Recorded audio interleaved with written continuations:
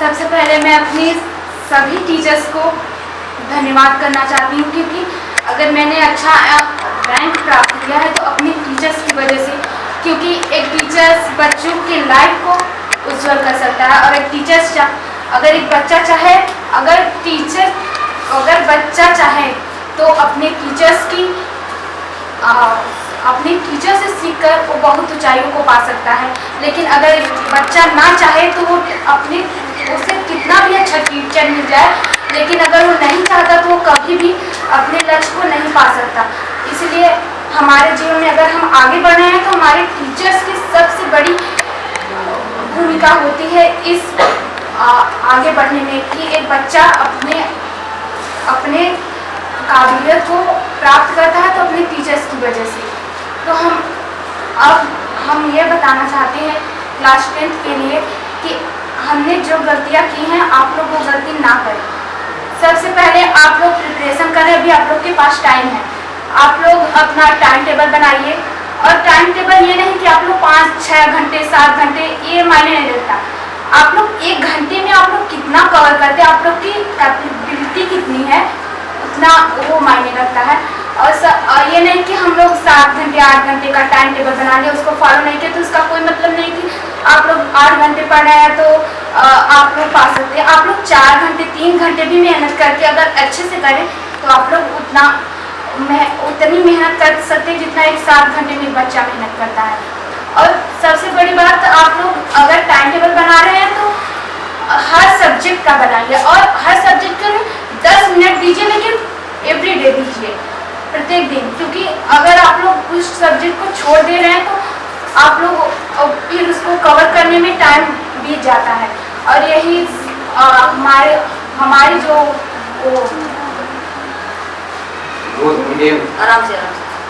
हमारा जो time table था, इसी के हिसाब से था कि मैंने जो भी किया टाइम पे दिया। भले ही मैंने आधा घंटा ही दिया, पर हर सब्जेक्ट को दिया। मैंने कभी भी 5-6-7 घंटे कभी नहीं पढ़ा, पर जितना भी पढ़ा अपने मन से पूरे कंसंट्रेशन के साथ पढ़ा।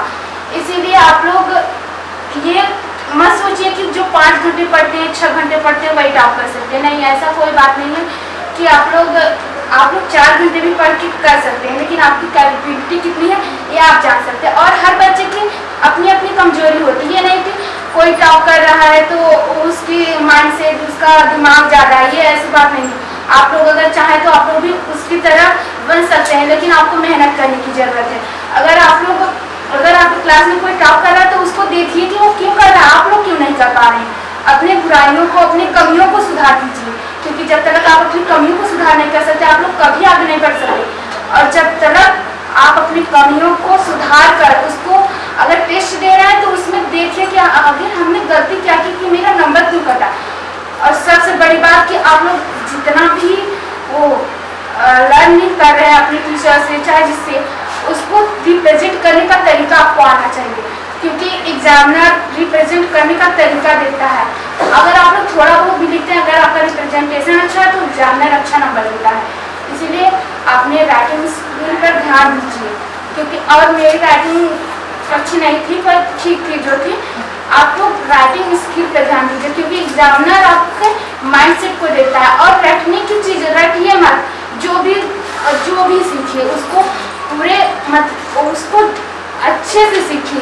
ये नहीं कि रट लेंगे, आपको रट के तो नंबर पा जाएंगे, लेकिन आगे चल के आपको प्रॉब्लम होगी। अगर जो आप लोग सीखे रहेंगे वो आपकी लाइफ पूरी जिंदगी भर रहेगी। इसलिए जो भी चीज़ आपको जो भी टीचर पढ़ाते हैं उसको एवरी डे उसको रिवाइज कीजिए, पढ़िए। और अपना ये नहीं कि हम बता रहे 4 घंटे, आप लोग का अपना तरीका होना चाहिए पढ़ने के लिए। और एक गोल बनाइए आप। अगर आप अपना एक गोल बनाते हैं तो आपकी रिस्पॉन्सिबिलिटी बनती है कि उस गोल को पाना। अगर दूसरे के हिसाब से चलेंगे, दूसरे की विचार लेंगे, दूसरे चीज़ों जो कह रहा है कि नहीं वो ऐसे कह रहे हैं, ऐसे कह रहे हैं, हम ऐसे करेंगे तो ऐसे नंबर पाते हैं, नहीं। आप लोग जब तक अपना खुद का आइडिया, खुद का गोल नहीं बनाएंगे तब तक आप अपने गोल को नहीं पा सकते। इसीलिए आप लोग अपना गोल बनाइए, फिर इसके बाद उसके हिसाब से मेहनत कीजिए और उस गोल को अपने दिमाग में रखिए कि हाँ आखिर हमें करना क्या है। अगर आप ऐसा करेंगे तो आप लोग जरूर उस गोल को पा सकेंगे।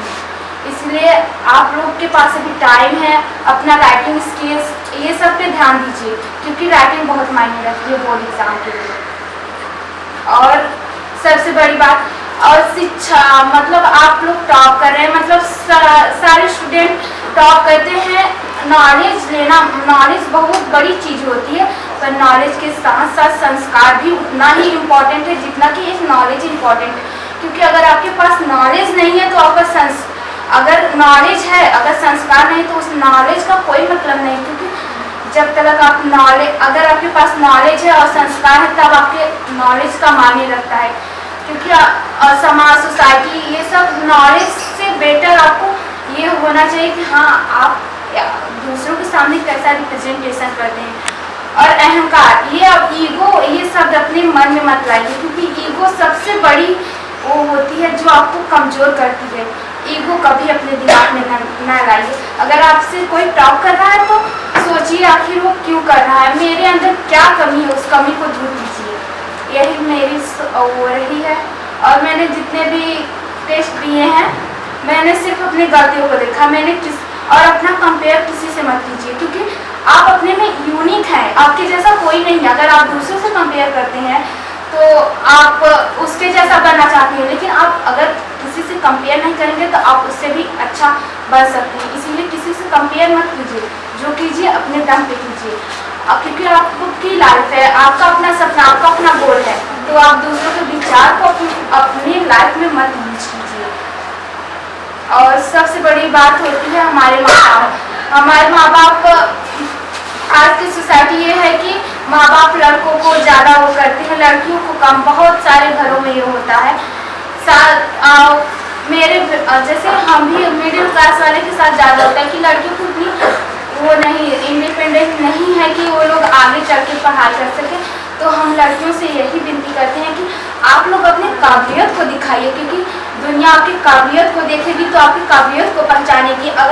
और अपनी हिम्मत को दिखाइए, क्योंकि जब तक आप अपनी हिम्मत को नहीं दिखाएंगे, दुनिया आपकी काबिलियत को नहीं पहचान पाएगी। इसीलिए आप लोग मेहनत कीजिए, क्योंकि लड़कियों के पास सिर्फ एक ही चांस मिलता है। अगर आप उसको अचीव कर सकते हैं तो कर सकते हैं, नहीं तो बस। Thank you so much.